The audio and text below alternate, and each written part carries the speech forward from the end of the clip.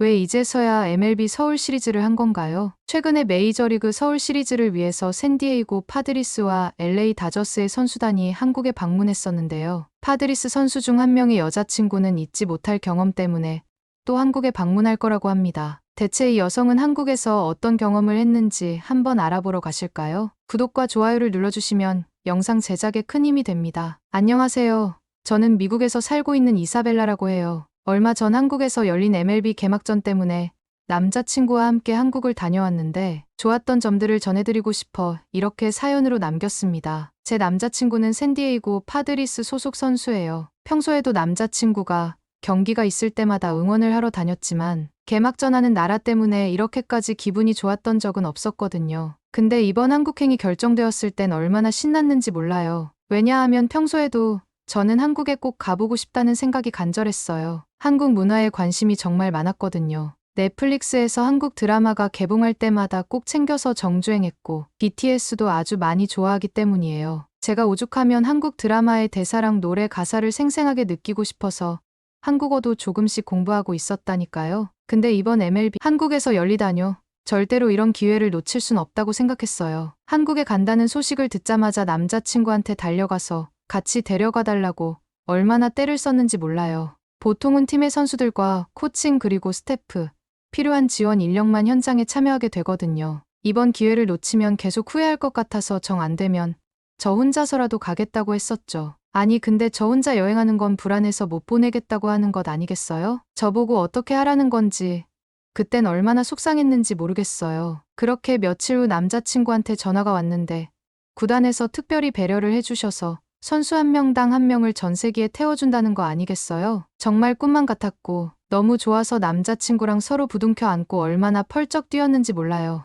이 소식이 퍼지자 다른 선수들 부인들도 모두 엄청 들뜬 모습이더라고요. 다들 서로 연락하면서 한국에 가면 뭐 하고 싶은지, 어디 가보고 싶은지 이야기하느라 채팅창이 하루에도 수십 번 울렸던 것 같아요. 그 와중에 저는 여의도나 명동에 가보고 싶다고 했죠. 쇼핑을 아주 좋아했던 저는 쇼핑의 메카인 여의도나 명동을 빼먹을 수 없었으니까요. 요즘 한국 패션과 뷰티가 많이 유행하고 있는데 한국까지 가서 빈손으로 오는 건 저한테는 있을 수 없는 일이었죠. 각자 가보고 싶은 곳을 모아보니 경복궁, 남산타워, 북촌한옥마을 등 여러 가지 장소가 나왔는데 시간은 한정되어 있어 다 갈 수는 없고 어떻게 해야 최선일까 고민하면서 아주 열심히 계획을 짰던 것 같아요. 그렇게 힘들게 추려 겨우 일정을 정하고 한국을 가기 전까지 저랑 남자친구는 한국의 맛을 예행 연습하겠다고 얼마나 노력했는지 몰라요. 한식당을 직접 가서 한국 음식도 미리 맛보고 한국 과자를 먹어보면서 연습을 했죠. 기억에 남는 과자들이 여러 가지 있는데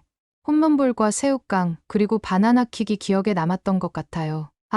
그 중에 가장 기억에 남는 것은 신당동 떡볶이 과자였습니다. 저는 평소에도 매운 걸 잘 먹는다고 자부심이 있었거든요. 과자를 먹고 너무 매워서 우유까지 사 먹어본 적은 처음이라니까요. 남자친구랑 저랑 둘 다 맵다면서 혀에 손짓을 하고 있었는데 그것을 보고 서로 얼마나 빵 터졌는지 몰라요. 지금까지 생각이 나는 과자는 홈런볼이었던 것 같아요. 입에 넣으면 사르르 녹으면서 초코맛이 느껴지는 게 너무 맛있어서 요즘도 사 먹고 있답니다. 한국에 가기 전 SNS로 한국을 찾아보고 있는데 오타니 슈에이 선수가 부인과 함께 한국을 방문한 것 자체가 엄청난 화제더라고요. 두 분이 손을 잡고 공항에 나타난 모습이 너무나 예뻐 보이면서도 저보다 먼저 한국으로 간 것이 너무 부러웠죠. 오타니 선수도 저처럼 한국을 매우 사랑한다는데 그런 부분에서 동질감을 느꼈던 것 같아요. 오타니 선수가 한국을 정말 사랑하는구나라고 느껴졌던 점은 한국 팬들을 위해서 환한 미소와 함께 손가락 하트를 사진 찍어 올리고 거기에 기다려지다라는 한국어 메시지를 남겼더라고요. 그걸 보면서 역시 저만 한국에 가고 싶었던 것이 아니었구나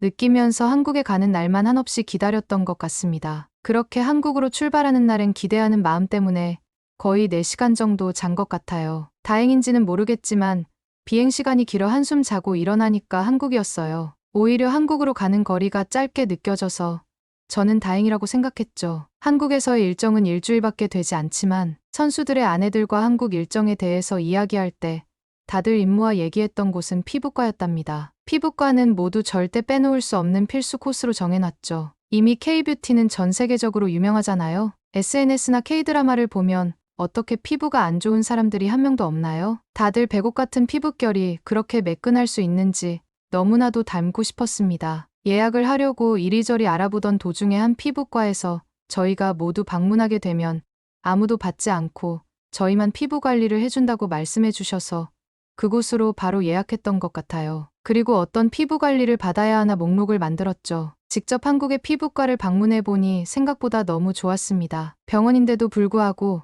인테리어와 청결이 깔끔하게 유지되는 것 같아 피부 관리 받는 데에 있어 더 안심이 되었죠. 거기다가 저희를 환하게 웃으면서 친절하게 맞이해 주시고 영어도 잘하셔서 소통하는 데 문제가 없었답니다. 어떤 관리를 받아야 하나 고민할 것 없이 100만 원씩 피부 관리를 받았답니다. 저는 피부 관리에 예민해서 정말 많은 피부과에서 시술을 받았는데 단연코 한국에서 받은 시술이 가장 효과가 좋았습니다. 아내들끼리 서로의 얼굴을 보면서 물광 피부 같다고 얼마나 좋아했는지 몰라요. 엄청 촉촉하고 피부가 반짝반짝 윤이 나기까지 하더라고요. 피부과에서 관리도 받았겠다. 저희가 절대로 빼놓을 수 없는 곳은 올리브영이었어요. 한국에 오기 전 한국 스타일의 메이크업과 스킨케어에 대해서 얼마나 공부를 많이 했는지 몰라요. 유튜브를 하도 봐서 한국에서 유명한 화장품 제품명까지 줄줄 외우고 있었다니까요. 올리브영에 들어가자마자 직원분한테 제가 원하는 화장품 제품명을 모두 말씀드리니 어떻게 저보다 많이 알고 있냐면서 놀라시더라고요. 이 정도면 저도 올리브영에서 일할 수 있는 것 아닐까요? 올리브영을 이곳저곳 둘러보는데 사지 않고서는 넘어갈 수가 없어 하나둘 담다 보니 너무 많이 사서 쇼핑백을 들 손이 없어 난감하기까지 했다니까요. 하지만 어떡하겠어요. 한국 온 김에 모두 담아가야지요. 이제서야 한국 사람들처럼 백옥 같은 피부를 가질 수 있겠구나 하는 생각에 얼마나 뿌듯했는지 몰라요. 남자친구를 포함해서 선수들 일정이 끝이 날 때까지 기다린 후 저희가 바로 달려간 곳은 명동이었어요. 한국에서는 길거리 음식이 그렇게 유명하다는데 맛보지 않을 수 없잖아요. 명동에 도착하자마자 깜짝 놀랄 수밖에 없었어요. 첫 번째로는 길거리에서 파는 음식이면 청결에 신경 쓰기가 힘들 수 있을 텐데 깨끗하게 유지하면서 음식을 파는 것이 정말 대단하다고 느꼈고, 두 번째로는 맛있는 것이 너무 많은 점이었어요. 길거리 음식이 쫙 깔린 곳에 사람들은 너무 많아서 북적일 정도였고, 거리에 있는 음식들을 하나씩 먹어보는데 충격적이었어요. 제일 먼저 먹어본 것은 탕후루였어요. 새콤달콤한 과일들에 설탕을 얇게 묻혀서 겉은 바삭하고 속은 촉촉하면서도 과일의 맛을 유지하는 것이 너무 맛있었죠. 저도 모르게 주워 먹다 보니 3개나 먹었더라고요. 다른 음식들도 맛을 봐야 하기 때문에 더 먹고 싶었지만 참았습니다. 두 번째로 먹었던 것은 호떡이었어요. 저는 처음에 납작한 만두인 줄 알았어요. 미국에서도 한국 비비고 만두를 파는데 제가 정말 좋아하는 것이었거든요. 그런데 한국에서 직접 파는 납작한 만두라니 참을 수 없었죠. 근데 호떡은 만두가 아니라 겉은 쫄깃하면서도 속에는 아주 달콤한 꿀들이 들어있는 거 아니겠어요? 처음에 생각보다 너무 뜨거워서 깜짝 놀랐는데 저도 모르게 멈추지 않고 끝까지 다 먹었다니까요. 하지만 여기서 그만 먹을 수는 없었죠. 마지막으로 꼭 먹어보고 싶은 음식이 있었거든요. 바로 떡볶이죠. 남자친구와 저는 한국에서 떡볶이를 끝까지 다 먹기 위해 떡볶이 과자를 직접 먹으면서 연습까지 했으니 말이에요. 연습 때문인지 몰라도 한국에서 먹는 떡볶이는 제가 상상했던 것보다 훨씬 맛이 있었습니다. 떡은 쫄깃쫄깃하면서 그 안에 적당하게 떡볶이 소스가 배어 있는데 매콤하면서도 그 안에 달콤함이 느껴져서 남길 수가 없었답니다. 오죽하면 떡볶이 국물까지 싹싹 긁어먹으면서 1인분을 더 시켜야 하나 고민을 많이 했다니까요. 볼록 나온 제 배를 보면서 정말 꾹 참는데 얼마나 힘들었는지 몰라요. 그렇게 이곳저곳 돌아다니다가 푹 쉬려고 호텔에 갔는데 생각한 것보다 너무 좋아서 감격했어요. 아무리 5성급 호텔이지만 말만 5성급 호텔이고 좋지 않은 곳도 많이 봤는데 한국에 있는 호텔은 정말 인테리어부터 시설, 어메니티, 뷰 모두 빠지는 것 없이 너무 좋았습니다. 그렇게 호텔에서 푹 쉬고 저희의 다음 일정은 한국에 오면 꼭 가봐야 하는 경복궁이었습니다. 처음에는 경복궁이 뭔가 했는데 왕이 실제로 머물렀던 왕궁이라고 하더라고요. 한국에 오기 전 경복궁에 대해서 알아봤을 때 많은 사진을 봤지만 낮에 보는 경복궁보다는 밤에 보는 경복궁이 더 예쁜 것 같더라고요. 물론 낮에 보는 경복궁도 우아하고 멋있지만 한국으로 여행을 다녀온 친구들 사진을 보니까 밤이 된 경복궁이 더 감성적이고 신비롭더라고요. 은은한 조명에 물든 고궁의 모습이 정말 환상적일 것 같았어요. 하지만 한국에 도착해서야 경복궁의 야간 개장이 특정 기간에만 한다는 걸 알게 돼서 얼마나 아쉬웠는지 몰라요. 검색해보니까 한 2주 정도 차이 나던데 2주만 늦게 왔었으면 하는 생각을 했었죠. 그래도 한국에 왔으니 경복궁은 꼭 보고 가야겠다고 생각했어요. 경복궁은 왕이 정치를 하는 곳과 휴식을 취하는 곳, 연회를 여는 곳이 각각 다르다는 걸 알게 되었어요. 처음에 경복궁에 딱 들어가자마자 생각이 들었던 것은 경복궁은 정말 크구나라고 생각이 들었던 것 같아요. 각각의 건물들이 비슷하게 생긴 듯 다르게 생긴 것을 느낄 수 있었죠. 인상 깊었던 부분은 모든 건물에서 기와 안에 초록색과 빨간색으로 예쁜 문양들이 그려져 있는데 꽃이 그려진 듯 예쁘더라고요. 이걸 단청이라고 하는 것 같던데 예쁘게 보일 뿐만 아니라 비바람이나 병충해로부터 보호할 수 있다는 장점이 있다고 해서 신기하다고 생각했습니다. 한국의 전통 건축에는 화려함과 아름다움만 담는 것이 아니라 실용적인 면에서도 신경을 많이 쓴다는 것에 감탄을 했죠. 좀 더 들어가 보니 연회를 여는 건물인 경회로는 연못 위에 지어져 있는데 그 모습이 물에 비쳐서 정말 환상적이더라고요. 경회로랑 연못, 그리고 뒷배경으로 보이는 푸른 산까지 보이는데 이 조화로운 풍경은 말로 다 표현할 수가 없었어요. 경복궁에서도 많은 곳이 있었지만 저는 이 풍경에 반해 제일 아름다웠던 곳을 경회로로 꼽았답니다. 경복궁을 돌아다니면서 많은 사람들이 한복을 입고 돌아다니는 걸 봤어요. 남자든 여자든 어린 아이든 나이 드신 분이든 한복을 입으니까 다들 너무 멋지더라고요. 특히 눈에 계속 띄는 것은 여자 한복이었습니다. 옷인데 정말 아름답다고 생각이 든 옷은 한복이 처음이었던 것 같아요. 둥글게 곡선미가 살아있는 저고리에 겹겹이 쌓인 풍성한 치마를 입은 모습을 보는데 마치 꽃이 돌아다니는 느낌을 받았답니다. 거기다가 다 같은 색이 아닌 정말 예쁜 파스텔 톤이거나 쨍한 원색이거나 다양한 색이 있어 한복을 보는 재미가 있었습니다. 가장 인상 깊었던 기억이 있는데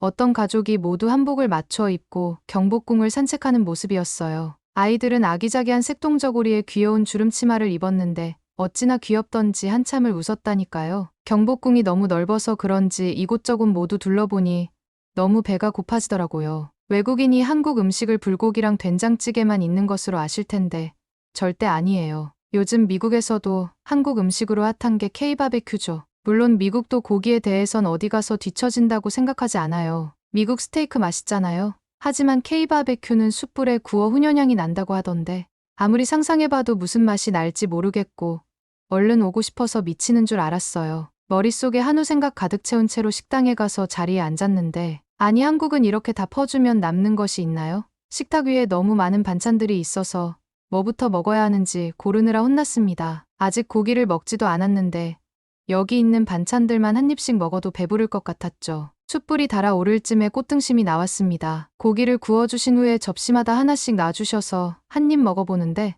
얼마나 깜짝 놀랐는지. 원래 한국 고기는 이렇게 솜사탕 같은 건가요? 고기를 입에 넣었는데 너무 부드럽고 사르르 녹아버리지 뭐예요. 그런데 그 와중에 육즙도 많이 느껴지는 것 있죠? 하나둘 주워 먹다 보니 제가 혼자서 몇 인분을 먹었는지 모를 정도로 많이 먹었더라고요. 정말 미국으로 들고 갈 수 없어서 얼마나 속상했는지 몰라요. 미국에서는 한우도 정말 유명하지만 빼놓을 수 없는 것은 바로 소맥이었어요. 술을 사랑하는 제게 소맥은 정말 환상적이었죠. 한 모금 마시는 순간 적당한 톡 쏘는 맛과 함께 입안 가득 부드러운 맥주 향이 퍼지는 느낌이 확 들더라고요. 마치 최고급 맥주를 마시는 듯한 그 감촉에 절로 감탄사가 나왔죠. 소주의 깔끔한 맛과 맥주의 청량감이 절묘하게 어우러져서 고기만 먹으면 느끼할 수 있었던 것을 확 잡아줘서 고기를 더 맛있게 먹을 수 있었습니다. 평소보다 많이 먹는 저를 보면서 남자친구가 너무 많이 먹는 거 아니냐고 체할 수 있으니 적당히 먹는 것이 어떻겠냐고 하더라고요.